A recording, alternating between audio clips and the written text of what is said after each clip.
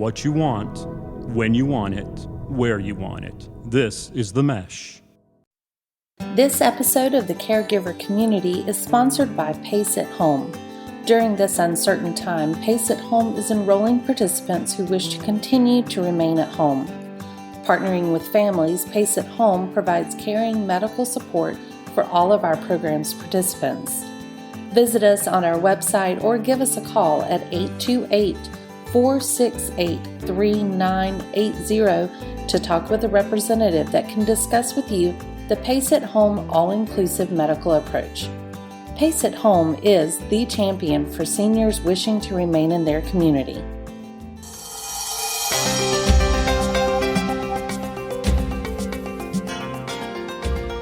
Welcome to the Caregiver Community.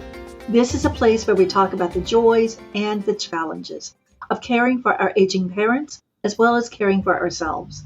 I am Frances Hall, founder and executive director of ACAP, Adult Children of Aging Parents. In this podcast, we're talking about anticipatory grief, grieving before an expected loss. Most people think of grief as something that happens after a loved one's death, but grieving can also occur days, weeks, months, or even years before death. Anticipatory grief is the grief we may feel about losses to come. Holly Reigh, a licensed practical nurse, certified care manager, and certified dementia practitioner, is also an end-of-life doula.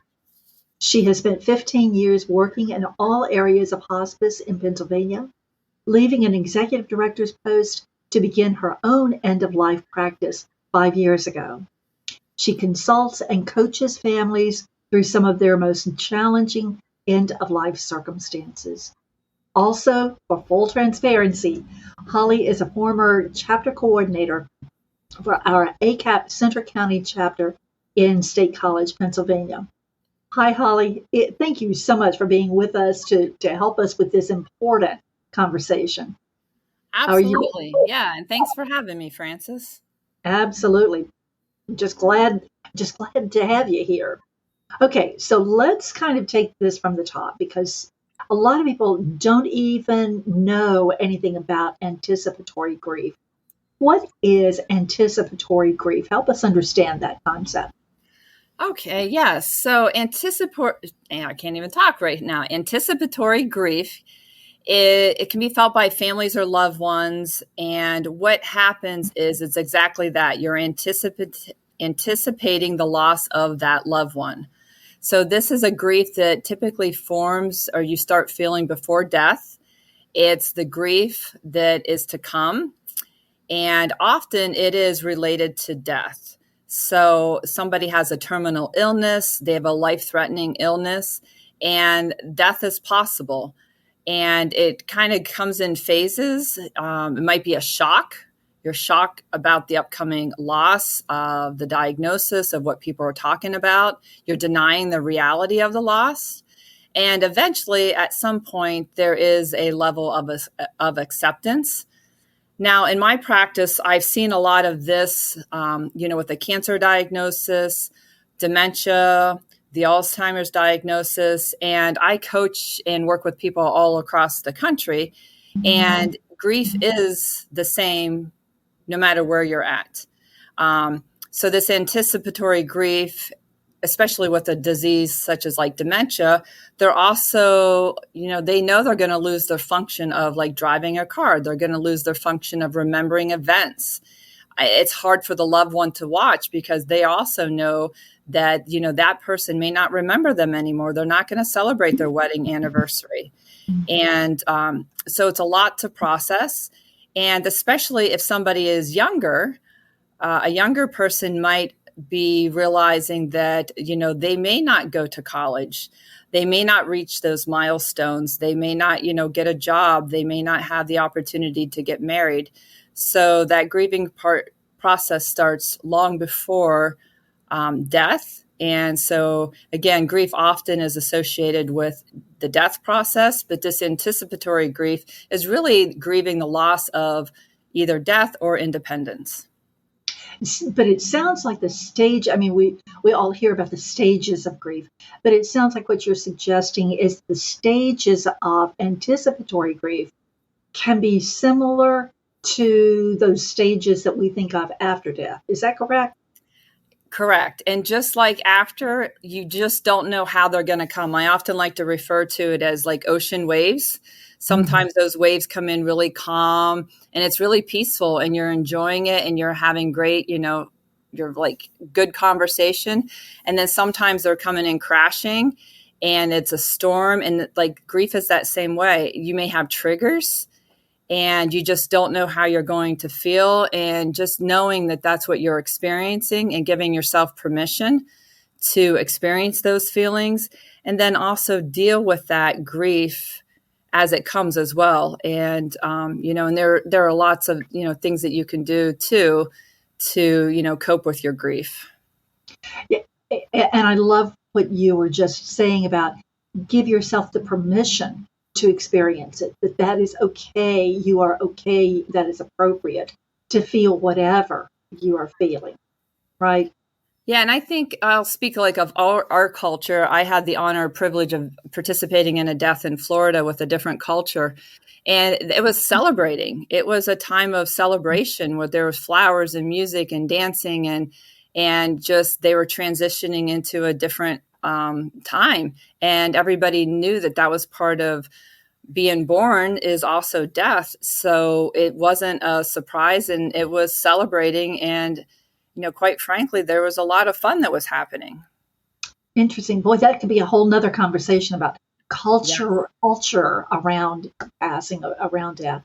Let me go back because you kind of said this a second ago, that there are all kinds of coping mechanisms. How can people cope with anticipatory grief? Yeah. So just accepting it. It's an emotional response that you have when you're especially facing impending death of a loved one, of the loss.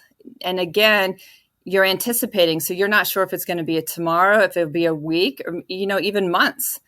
And as we talked earlier with the dementia diagnosis, that could take years. So just giving yourself permission that is a normal response.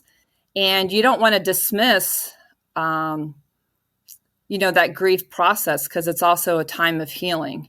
And you want to pay attention to grief because there can be some positive moments in that as well. And for both you and your loved one, it's an opportunity to have conversations. Do you need to talk about just some unspoken words? I've seen times of forgiveness. They're sharing funny stories. At times, we're creating videos, we're creating audio recordings. It just depends on that person and their situation and their age. And, there's another part to it as well, depending, is just that time to plan. I mean, do you need to update any financial documents, any legal documents? So that's also, gives that loved one that's passing away some peace of mind knowing that the people who are going to be left are well taken care of.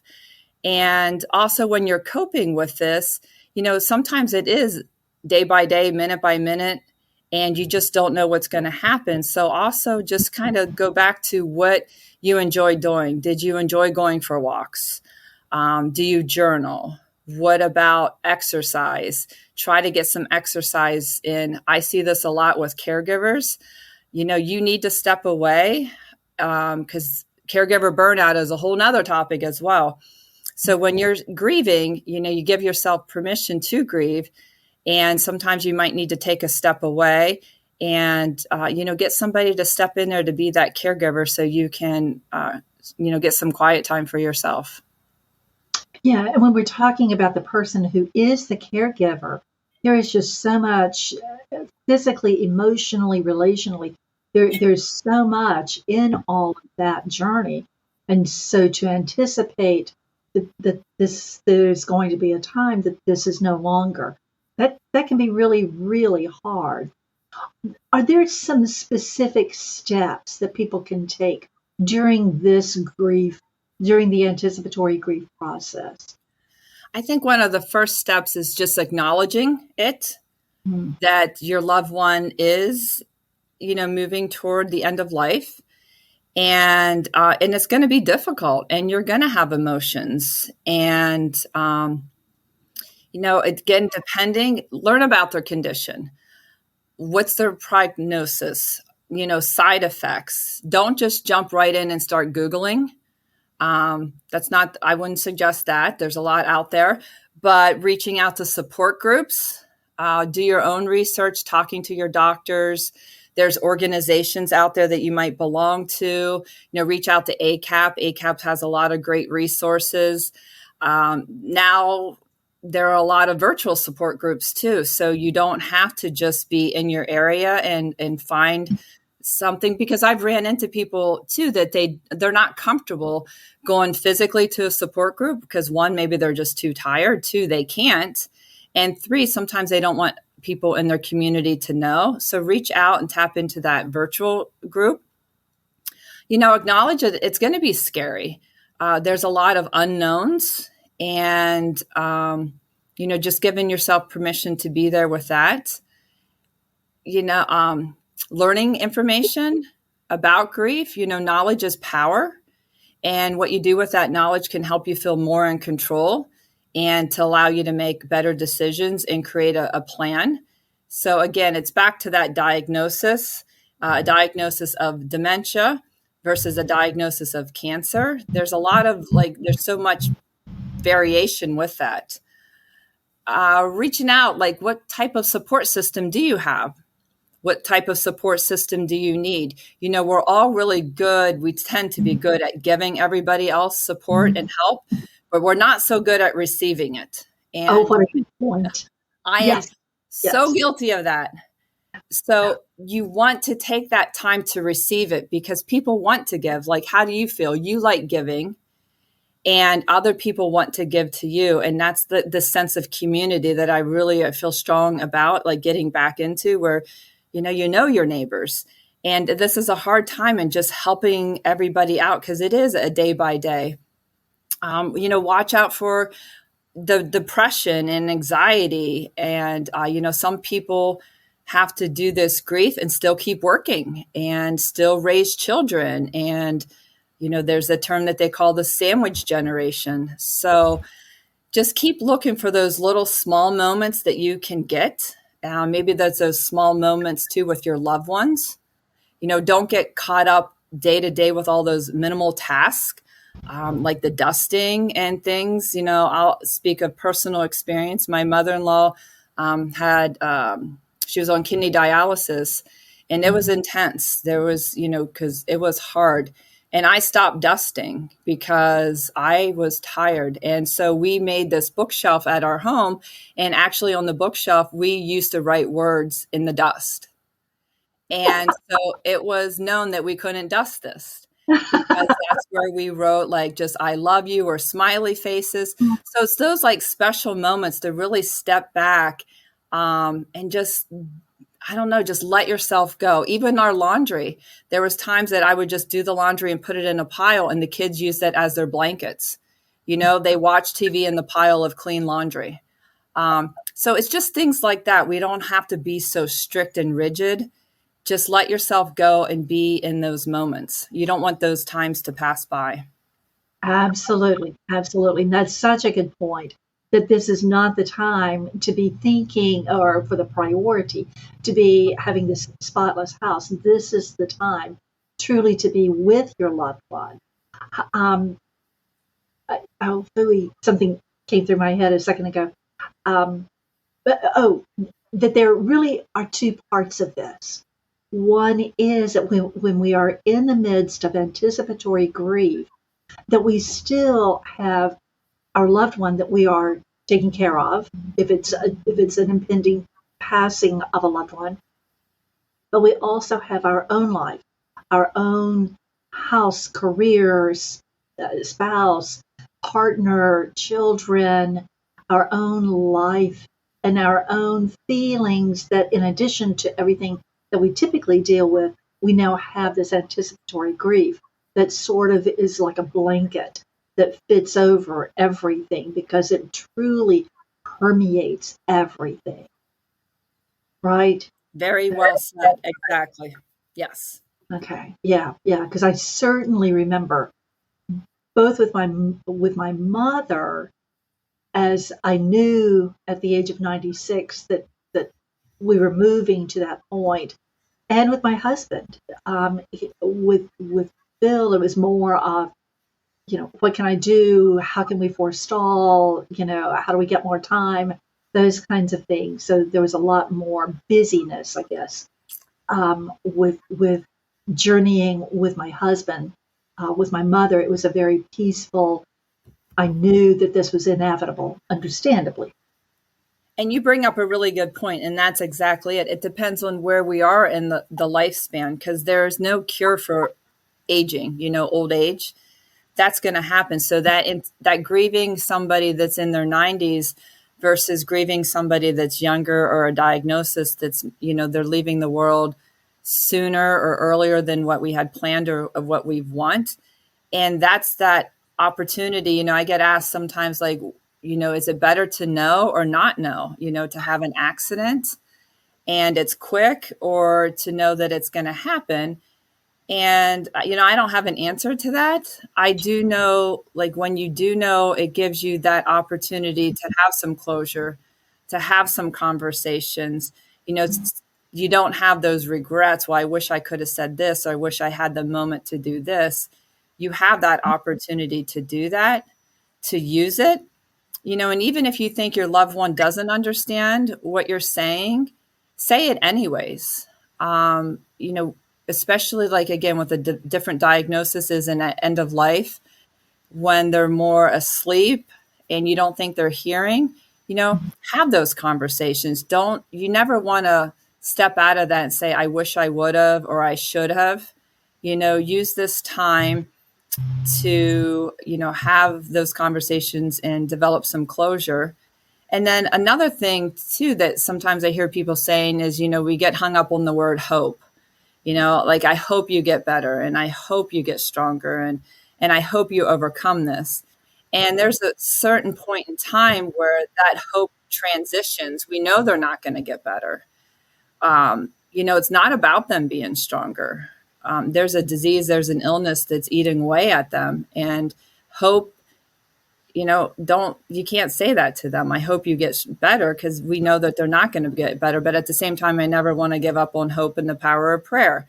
So it's just that fine balance where you kind of shift your hope to, like, I hope they're comfortable. Well, make them comfortable. I hope they smile today. Well, maybe say something that makes them smile. Do an activity with them. Spend those times. And as you mentioned, Frances, you said with your husband that you were just busy. It can get busy running from doctor's appointment to doctor's appointment, getting opinions, making sure you're making the best decision, you're not missing something. And then in the process of doing all that, in the back of your mind, you're also wondering, well, what if? And that's the grief process that starts. There's all that unknown and what if, that you really just have to take it day by day. Absolutely. Absolutely. And give yourself a whole lot of grace that you're doing the best you can. And regardless of how marvelous, more than likely, at the end, there will be something that we wish we had done a little different. Always. That's just the nature of it. So we're talking a lot about an end of life, but is anticipatory grief always related to the anticipated passing of a loved one? Yeah, and no, not necessarily. You kind of think about just that feeling of loss, what that could be like. So it could be somebody that has realized that they're not going to be having children. That's the grief of not growing a family. Maybe, they're concerned now nobody will want to marry me. What if you're in a job and you get fired, you get let go? That's grief. You might be grieving the loss of coworkers that you enjoyed working with. Maybe it's a lifestyle now that's shifting. Somebody that has a diagnosis that's going to limit them, Parkinson, Alzheimer's, they know that at some point they're not going to be able to drive a car, and driving a car is huge. Independence, they know that that's coming. That's grief. Divorce, anticipating that. What was once thought of, you got married and you said I do's and everything was going to be happily ever after, but that's not happening. And all the what ifs, the loneliness, and, what am I going to do with my finances in my house, and where are we going to live? And let's talk about pets as well. Pets get illnesses, they get sick. You go to the vet and you come back with a diagnosis with your pet, your fur baby. What's going to happen there? So all of this, is something just to be aware of. And, and two, like if somebody's worked and they're financially independent, or they were the main person in their home that was the financial person, that also, what are we going to do now? That person's grieving because I thought I could help out more than the person that's there, the caregiver, the spouse, the loved one. There's a lot of planning that needs to be done. And during this grief process too, emotions come out. There could be anger and sadness and bitterness and frustration. And you just always have to make sure that, you're seeking professional help, a counselor, talking to your doctor. Just don't try to tackle this alone. Find somebody that you can talk to and that can hold that space for you. Absolutely. Absolutely. This is all really good stuff. We've talked a lot about how grief and anticipatory grief can affect someone. Is there anything else that would be helpful to say about how grief can affect, or anticipatory grief can affect someone? Yeah, and I think we all need to be aware of, just like we talked a little bit about how you can get anger, your feelings of frustration, the sadness. There could be joy, regret, disruption of sleep. Maybe you can't sleep at night. You lay down and all of a sudden that's when your brain starts racing. Maybe you're sleeping too much. That's also your appetite. Maybe you're not eating that much. Maybe you're overeating. You're not able to relax. Maybe you have tension in your body. Your stomach's upset. So these are all things to be aware of. And if they get to the point where they're really disrupting your life, seek medical attention, because we don't want you getting sick. You're not getting a good night's sleep. You're not eating right. Well, then if your body starts to get tired and it doesn't have the right nutrition, that can set you up for getting sick. Then if you're sick, you have to go to the doctors. Well, what if you get really sick and you end up in a hospital, or, something major? So then it just kind of keeps layering on top of one another. So recognizing that this is occurring, and be okay to get help, and, talk to your doctor, because if you're not sleeping well at night, there are, medications that you can take, or relaxation tapes, or yoga. There's some apps now on the phone that you can listen to help you relax. So yeah, I think just being aware of that, and just back to that caregiver burnout. I'll keep always saying that, because I see that so much. Is that caregiver is so busy taking care of their loved one that they stop taking care of themselves. And there's the mental and emotional exhaustion that occurs. And, sometimes I've seen this where family members come in and they're like, oh, I wonder what's wrong with her today. She's awful grumpy. In the back of my mind, I'm like, wow, she's here 24/7. She never gets a break. Or he, or a child, any of them, they're just tired. So be aware and conscious of, it's okay to be tired, but it's not okay to let yourself go and just give yourself 100%. You have to find that happy balance. And I can only imagine how difficult it is, but just recognizing that, and, looking at resources in the area that might be able to help you with some of that. Can you bring in, caregivers to help you out? As like I mentioned before, ACAP and resources that are available, the local office of aging, finding a care manager that will help you navigate the system and help you come up with a plan is always helpful and beneficial too. You don't have to do this alone. There, so much of what you were saying is so on target, and certainly reflects my journey with this. Um, but the thing that I keep hearing over and over and over is it is okay. It is okay to recognize this is hard. Caregiving is hard. And when you are in the midst of caring for someone who you know where this is going to end, there is a lot that is just sitting in there. Or if you or a loved one knows that there's going to be a time that life is going to change dramatically, that they're not going to be able to be as independent, they're not going to be able to make the decisions. That's hard. And I think it's, we think that it's hard for the person, and it is, but it also is hard to be the one who cares about this person and is watching this happen. That's just really hard.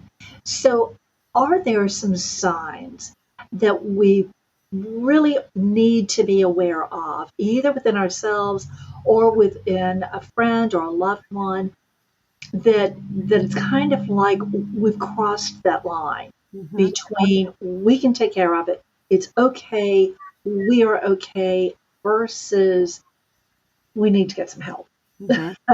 We need to reach out. How do we know that line? Yeah. And grieving is a process that requires just acknowledging your feelings. It's going to hurt. There's no way out of this. There's no way to avoid that pain. It's not like you can take, a magic pill and it goes away. Ignoring it's just going to make it worse. And that feeling has a direct impact on our mental and physical health. So first, it's important to acknowledge those feelings. And two, it's important not to bury them and pretend they don't exist. There are studies out there that confirm that anticipatory grief helps individuals to find meaning in their situations prior to the loss and closure. So the most important thing to remember is to make your anticipatory grief a healthy experience, a healthy one, recognizing that this is normal and it's a normal part of the process. And the one thing that I've always will think of is, when you work in a job and somebody passes away, depending on who they are, you get 2 days or 3 days. But what about this anticipatory grief? I can say with experiencing personally, man, I needed some days off before, not after. I needed time off before, and just kind of recognizing that. And how do you keep it all in the air? How do you keep juggling it all and giving 100% to your work and then to your family? And so just knowing that, when that grief becomes a little more difficult to function, you notice it yourself, you're getting more depressed, anxiety. There has been links to PTSD. If you're feeling that overwhelming sadness, you're crying lots, you're tired, exhaustion, anger. Anger just toward anything. It could be, anger over the ladybug crawling across the TV when you're trying to watch a show. Those are just examples. And that might be a good indication where you should reach out to a grief counselor, a bereavement support group, your doctor, somebody in your religious or spiritual network, and just start talking about those feelings and getting them out, because it doesn't do any good to keep them bottled up. A minute ago, Holly, when you were talking about the kind of reactions, the kind of feelings, and sometimes we're not even aware of our feelings, but we see it manifest. We see the feelings manifest in our actions or feedback from someone else. You were kind of talking about that, and I can just see people who are listening to this going, yeah, that, because that absolutely happens all too often, that we're so busy caring for everyone else that we don't have the time or the energy to even recognize what's going on inside of us. Or if we recognize it, we don't spend the time addressing it, dealing with it.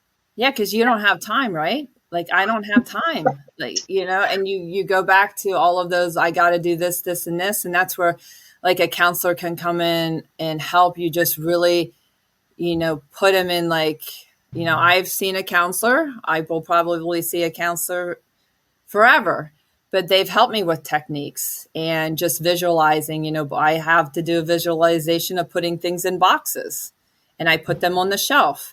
And this is something I'm going to box and put on the shelf, because for me, it was really hard because I have probably a little bit of OCD.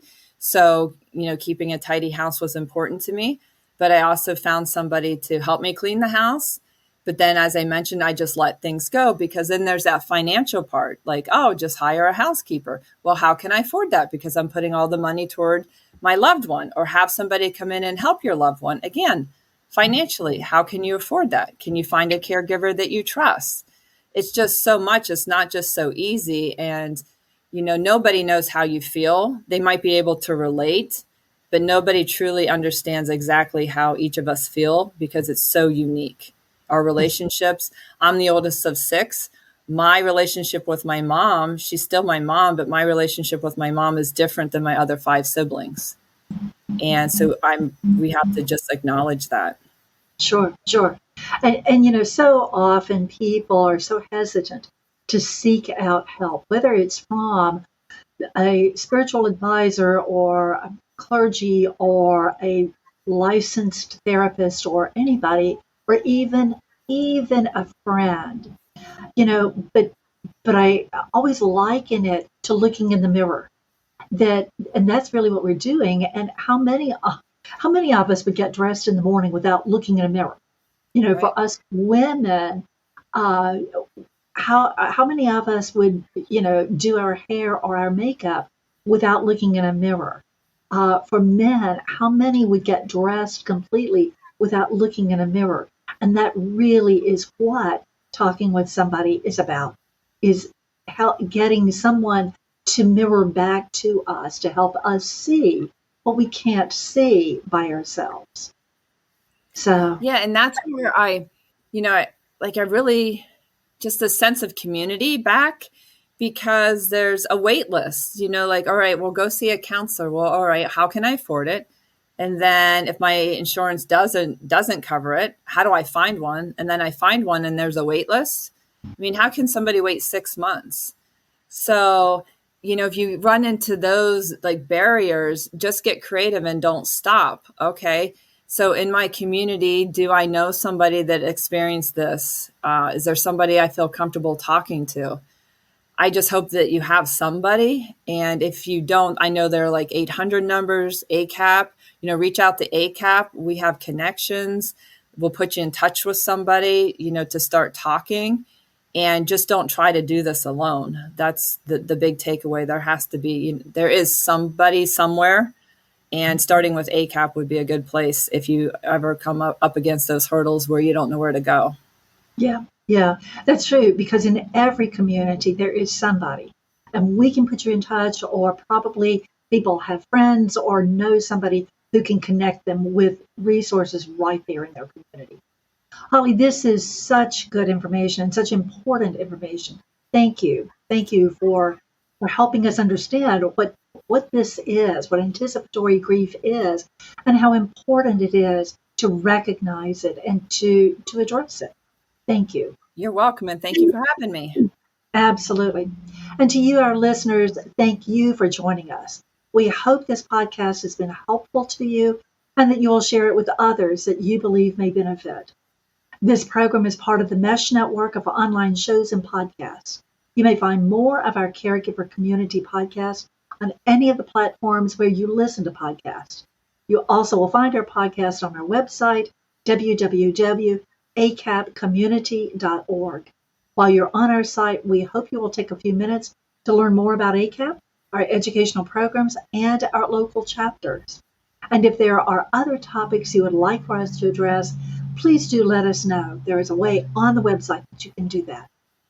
As we say so often in ACAP, regardless of our age, our background, our education, our career, or anything else, when it's our mother, our father, our loved one who needs the help, caring for and advocating for that person becomes very personal and extremely important.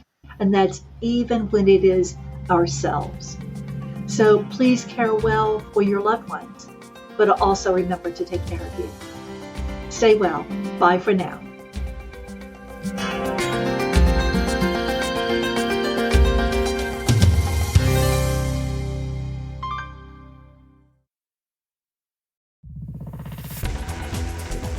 You've been listening to The Mesh, an online media network of shows and programs ranging from business to arts, sports to entertainment, music to community.